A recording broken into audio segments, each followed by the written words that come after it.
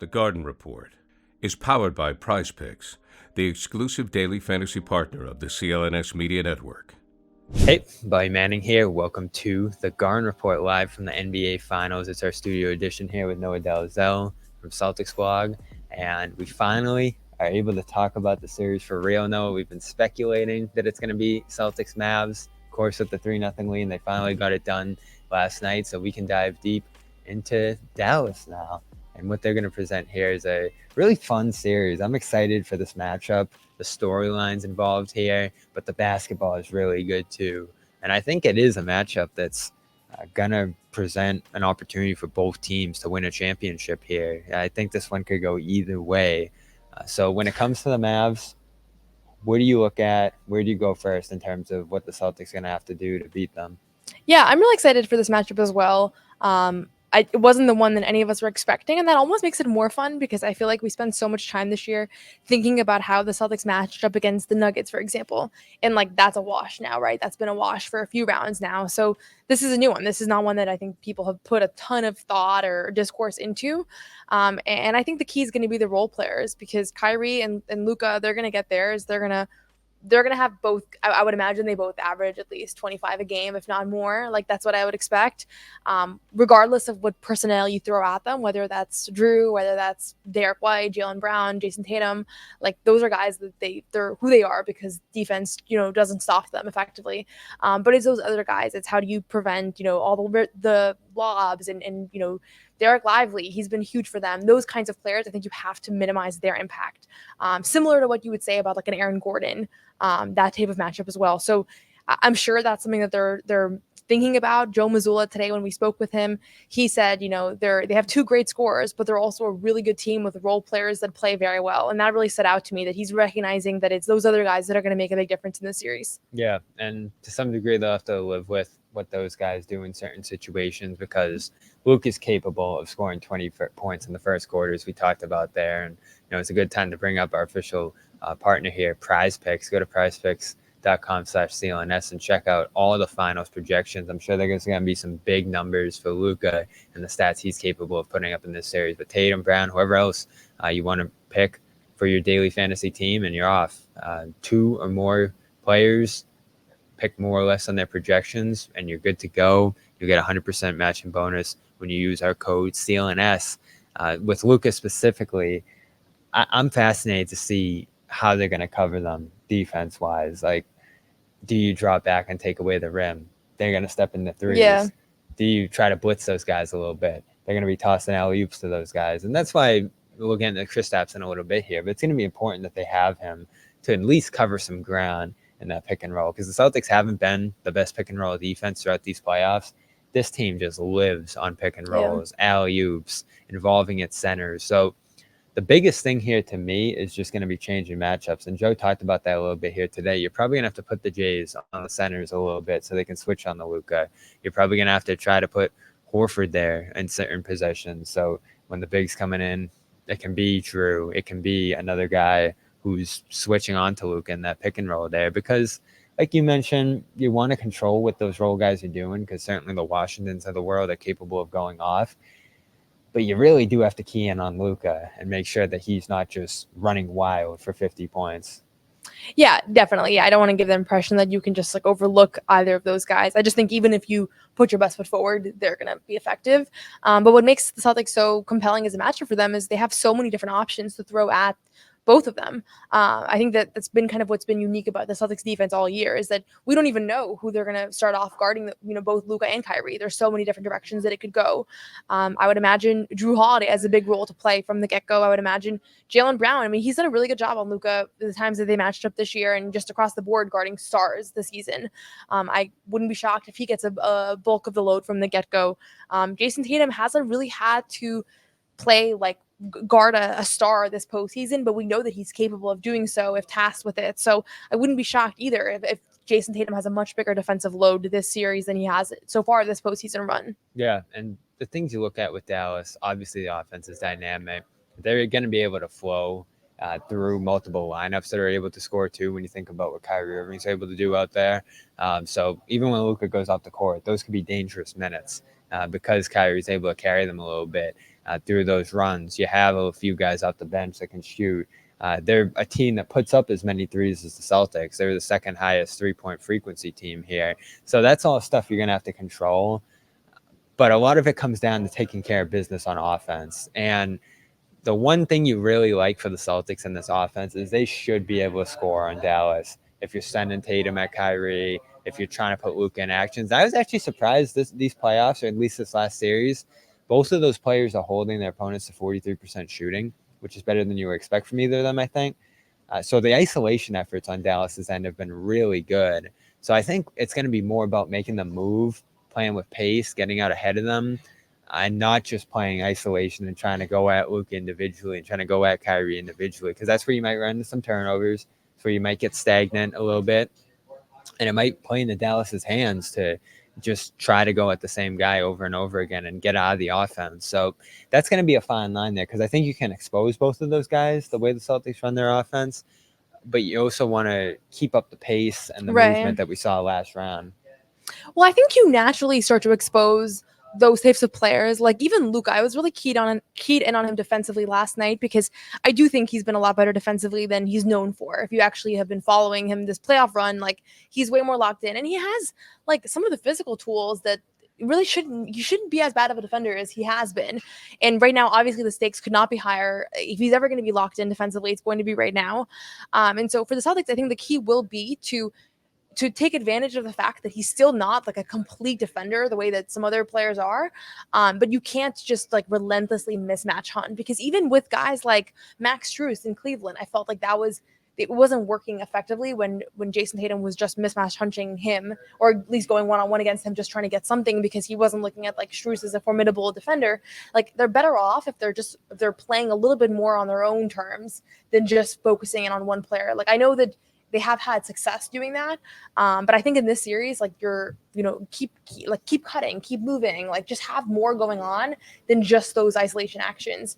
Because I do think, as you said, like everybody's held up a lot better defensively than you might expect. And so it has to be a little bit of a mindset shift to, not see Luka and think like, well, this is going to be an easy one, because he's just been better than he has been historically. Yeah. And we'll see if Porzingis is available for this series. Here at practice today, we saw him doing some shooting. We saw him involved in practice. Joe Mazzulla said he took part in a few drills. So that's a game changer here for me as we start to get into what we expect out of this series lengthwise, who could win. We talked about it already in one of our hits. I think they need Porzingis here, some amount of him. Like, even if it's just a 20-minute limit, Porzingis, having him in that center rotation, being able to make sure Horford doesn't have to play 40 minutes, and even putting some double big combinations out there, because I do think you're going to have to tighten your bench a little bit in this series too. Pritchard, he's been in the finals. He's performed throughout this postseason. You feel good about him, but you probably want to start to see less of the Luke and Tillman combination there. You definitely, I think, want to see less of Hauser after the series he just had. Well, he might have bounced back too. I don't want to write off Hauser because of a bad series, because I do think there's confidence in him as a player. This is the finals, though. I know, but things tighten up as you go on. Yeah, I mean, yes, the rotations are going to naturally be tightened up, but they were already pretty tight. Right. I mean, Peyton Pritchard played 9 minutes in Game 4 versus the Pacers. Like, that really stood out to me. Like, that was a tight rotation. I think the thing is, if you get Porzingis back, you push out those other guys, like the Tillman, who I thought he had a pretty rough go ultimately versus the Pacers. I don't think he ever really got super comfortable out there. Not a huge sample size, but that's what we saw from him. I think Luke had his moments of struggle as well. So I think in an ideal world, you get Porzingis back to play at least the minutes that those guys were playing. Yeah, and Porzingis allows you to go double big too, so you don't have to play as many wings, as many guards, because you just kind of push up the position there. That was a strength of this team earlier in the year too. Yeah. Dallas, not a great defensive rebounding team, so you can get on the offensive boards against them. I like that combination here, just because you're able to cover some more ground. So I hope he looks healthy. I hope he's good to go Thursday. All indications are pointing in that direction here, even with what we saw today. But again, I just feel like they need him here. Like the extra center rotation, the ability to pull out Dallas's bigs. I felt all along that if he's himself, the Celtics can win this in 5. If he's a lesser version of Porzingis, you're probably looking at 6. If you don't have Porzingis at all, this is probably a 7-game series in my mind. It's very methodical. I have Celtics in 6. And I've been trying to think how accurate I've been the last few rounds. I had Celtics in 5, and then it was a sweep for the last round. I had Celtics in 5 for the previous one, so that was accurate. And then I had Celtics in 6 for the first round. That was just a Miami bias. But I think they get this done. I don't think that they take it to 7. I wouldn't be shocked if it ended up being Celtics in 5, honestly, but I'm going to be more conservative and make the prediction Celtics in 6. And I don't think that Porzingis is going to necessarily swing that prediction. I view him still as a little bit of a luxury if they're able to execute and kind of focus on everything else. Like at their best, this team doesn't need him to beat the Mavericks. And that might sound like a little bit cocky to say or a little bit overly confident, but I just think we have enough of a sample size with this 5-man starting lineup without him to have full confidence that they can do it, even if he's not available to come back, which I don't think is the case, but that's just what it seems like right now. Yeah, it will be the first fully loaded, fully deep team that they're going against too. Because if you think about Mitchell going out, Halliburton going out, and of course Butler and others not being available on that Heat side, that just pulls up the rotation on the other side. So this is going to be the first time that the Celtics this postseason are going against a team that has its full complement, its full rotation, especially with Lively involved, and seeing him get back out there and you got knocked down. I was shocked he came back so quick.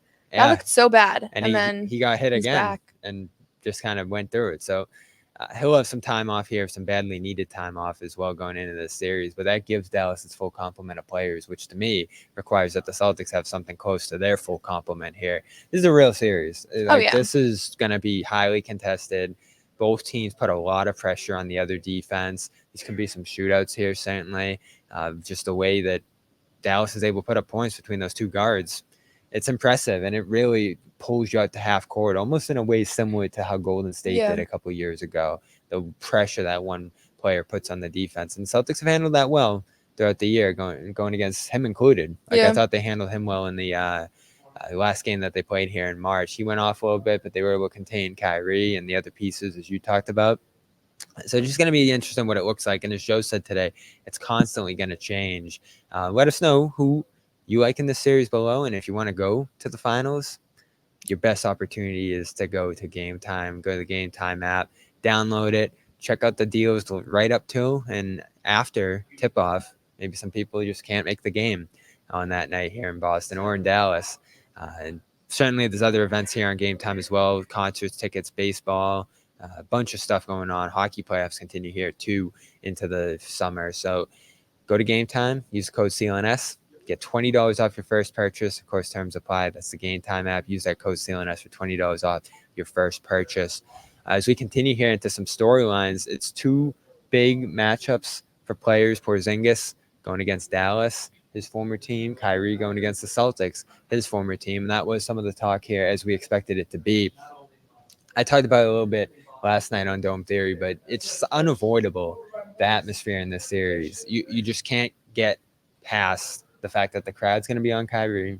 The conversation going in is going to be him and his time here and how far past it he is at this point. Players might try to blow it off. Al Horford actually kind of embraced it a little bit here. He did, yeah. Saying that the crowd, they're going to do what they do, and that's them. And, it's almost a sign of approval from Horford here. So all eyes on Kyrie. I wish from a Celtics perspective that it wasn't as much of a part of things as I'm sure you do. Just because I feel like it can get him going. Yeah. And he has lost 10 straight against the Celtics. He's had his struggles against them in recent years, but it's a whole new dynamic when you're in the championship, when he's playing at this level of confidence, when he's got Luka next to him. And what popped into my mind? You said you were watching the game last night. You had that fan taunting Luka. And I don't know if Luka is going to absorb whatever taunting Kyrie gets. I don't know what kind of taunting Luka is going to get here from the crowd. But if the crowd's on those guys like they have been in the past, that could be some real motivation or something that lights a fire under them. So it's risky going at Luka guys. is historically one of the players that is the most responds to crowd, like fans taunting. Like he has such, at his young age, he has such a long track record of those types of things that really, like that's going to happen. Like it's just inevitable. And I think in general, people get motivated by getting booed. Like you heard Porzingis talking about it going to Madison Square Garden and how much fun it was for him to get booed and to be able to hit a three and talk back to the fans that were coming at him. I thought Caleb Martin, after he had that hard foul on Jason Tatum at the beginning of the first round, and then ever since then, they booed him every time he touched the ball. I thought that got him going. I thought Jaylen Brown in Cleveland, when he had that a tussle with was it Max Strus or who was it with? That he got kind of in a skirmish with in Cleveland, and then had one of his best performances shortly after. Like, there's a track record of players stepping up and rising to the moment, and I do think Kyrie and Luka both fall into the category of maybe getting extra fuel from that. And so the fans will do what they do. I will just say, like, I hope that the fans are consistently also supporting the Celtics, because I do think that during this postseason run, there's been ebbs and flows of engagement from the crowd. And part of it is a little bit of like, we already knew we were going to be here. Like, it's not, I don't think they're really going to be excited until it's the finals, because everything until that point just felt like inevitable. This whole year, it's been like they're coming out of the East. It's just a question of, do they win the finals? And so hopefully that level of like passion, enthusiasm, excitement carries over now that we're in this like final stage. Yep. It's certainly going to be something you can't avoid going into it, at least. Maybe it tapers off as it goes on, or it could spark to a new level if Kyrie says something here. I just hope it's just booze and not like there's an incident now or something terrible, just because that could really take over the whole series. Yeah, and it's certainly possible here. It hasn't been the case with Kyrie for a lot this year. He feels like he's in a good place and has been pretty tame. He even came here and told Gary and I, crowd has right to boo me. So I don't think there's going to be any clapping back. I don't think there's going to be some of the incidents we saw from the playoffs a couple of years ago. The interesting one will be if KP goes down to Dallas, what that atmosphere is like. I don't quite remember what their reception of him has been. I don't think he left on great terms. I don't think they love the experience they had with him there. And, we had Drew Carter on the other night, and he was saying that he's even heard there's more animosity from the Dallas organization That wouldn't shock me. toward a Porzingis than vice versa, Boston toward Kyrie. So it's a factor, especially if that's going to be a talk down there in Dallas. Like, this is the guy who came down and didn't do anything for us here, and now it's time to go out there and beat him if he's even part of the series. And Drew seemed to think that could actually be a bigger story in this series than Kyrie, just considering where Kyrie's at. I mean, it's been 5 years. Yeah, I mean, if the response to Porzingis in New York is any indication, I think Dallas will be pretty heated similar as well. Yeah, and I mean, I don't think you weren't in Dallas either to the regular season game. I think once you're there in person, you can get a sense of just like the general feel. So I'm very curious for Game 3 and how that'll be, and also if by then he's had 2 strong games. I think the other thing with Porzingis is just like he doesn't have as much postseason experience, and so there was already a question earlier in the first round of like, how is this going to go? And then Game 2 obviously was a struggle, and then Game 3 was it for him. So besides for just getting back to full health, there's also a question of just like, how does he handle the finals? Like, this is going to be a level that he's never come close to playing at, really, as far as an intensity and detail and everything like that. So a lot of questions around him and his return, and just what that's going to look like and how he's going to fare and the reception and all that. But I think it's undoubtedly one of the most interesting parts of this finals, matchup. Yep, absolutely. There's a great big man matchup here. You got Daniel Gafford, Lively. That's a dynamic duo for Dallas there. So it's going to be a tough matchup for Porzingis if he is ready to go here. And Horford certainly was carried such a heavy load. I think that's the one to watch there. When it comes to X factors or battles in this series that matter a lot, which stands out to you in terms of matchups or X factors here in this one? I would say if Drew Holiday can continue to exploit whoever's guarding him the way that he has this playoff run, that's huge for Boston. I think Luka's going to guard him. Because he's continued to be like, this was not what we saw during the regular season. During the regular season, Drew Holiday would have like the worst defender on the other team guarding him, and he'd almost like tap out offensively at some points, not in like a bad way, but just he in a being more passive way. And then we saw the way he took advantage of Donovan Mitchell to tire him out. I mean, we never saw Donovan Mitchell again. He was dealing with lingering injuries. We saw what he did to Tyrese Halliburton. So I would not be shocked if his strategy as far as guarding Luka is also going at him and tiring him out defensively. If that's what ends up guarding Drew, and if it's not Drew, then it's Derek White. I mean, he has to guard someone, right? So that I'm really curious, interested in those cross matches of how are they going to kind of pick on Kyrie and Luka, not even from a stand of like they can't play defense, but just making them work more and really tiring them out. I think that's crucial, especially in Luka's case, to make sure he's tired by the end of the game. Last one I got, how much of the series is going to be dictated by who's better between Tatum and Luka, and how much of the series will say who the better player is at the end of it? I think none of it, honestly. Like, I don't buy into this being a Luka versus Tatum showdown, because that's not who the Celtics are. Like, Tatum doesn't need to have like he doesn't need to kind of put up crazy numbers for the Celtics to win this series. That's the reality of it. And so if they do win and he puts up like quieter numbers, then the discourse will be all around, he got carried, or this was, he has a super team or whatever. Like, I already know that's going to be the discourse. And if Luka puts up bigger numbers than him and loses, then he'll probably be excused. I think if he starts to internalize this as a me versus Luka, that's not a good sign for Boston. Like, everything that they've done this year has been not going in that direction. And I liked a lot of what Drew Holiday said today. He really said, like, everything we've done all season is to prepare for now. And part of why Joe Mazzulla is so intent on not changing anything is because it worked. And one of the things that worked is that Tatum didn't go at superstars thinking I need to outscore them. Like, he was okay with Jaylen Brown being the guy that goes off, or other players, Jarek White scoring 40, whatever it was. And so I think that needs to remain this round, and not having become a Jason Tatum, Luka Doncic matchup the way that the media is going to want to make it. Yeah, no, it's a part of the series storyline wise, but from a gameplay dynamic, there certainly are contrasting styles there in terms of how those stars play. But I do think he needs to meet Luka's level of play. Maybe it's not with scoring. Maybe he needs to be a Luka level passer. Maybe he needs to play the defense that Luka is not capable of doing, or that balances out whatever gap there is between them as scorers. Because it's tough to say that Tatum's going to put up Luka's numbers in this series. He's just not going to have that kind of usage. He's not going to have the team relying on him to that degree. But he does need to shoot well. He does need to defend well. He needs to do all the other things that stack him up to Luka's level in his own way. And that's why I say, like, if he does all those things and it leads him to a pretty smooth victory here, you could have a case in another way that he's at that level, or even better than Luka at that point.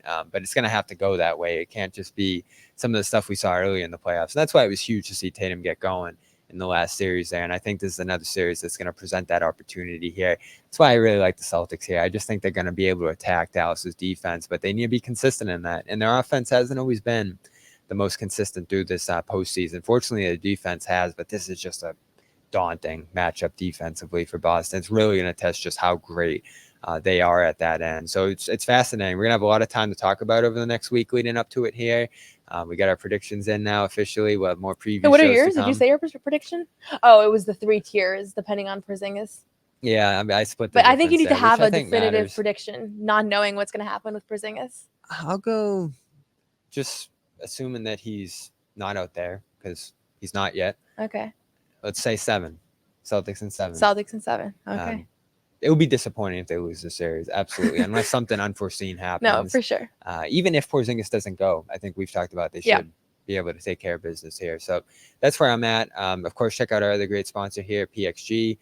PXG has all the golf gear you need for the summer: hats, polos, tees, and more. They're going to give you a discount when you head over there. Just go to pxg.com/Garden Report and check that out. Again, pxg.com/Garden Report. She's Noa Dalzell. I'm Bobby Manning. We are live from the NBA Finals this whole week. Dallas coming into town midway through next week. But for now, we'll continue to have thoughts from the Celtics going into their second NBA Finals appearance in 3 years here. And it does come against the Dallas Mavericks. A really fun matchup. Can't wait to keep talking about it all the way up until 8:30 on next Thursday night. Thanks again to Noah. I'm Bobby Manning. This has been a studio edition of the Garden Report. Hey, Bobby Manning here. If you made it this far, you probably enjoyed this video. So subscribe, turn on notifications, and check out our social media platforms at Celtics CLNS.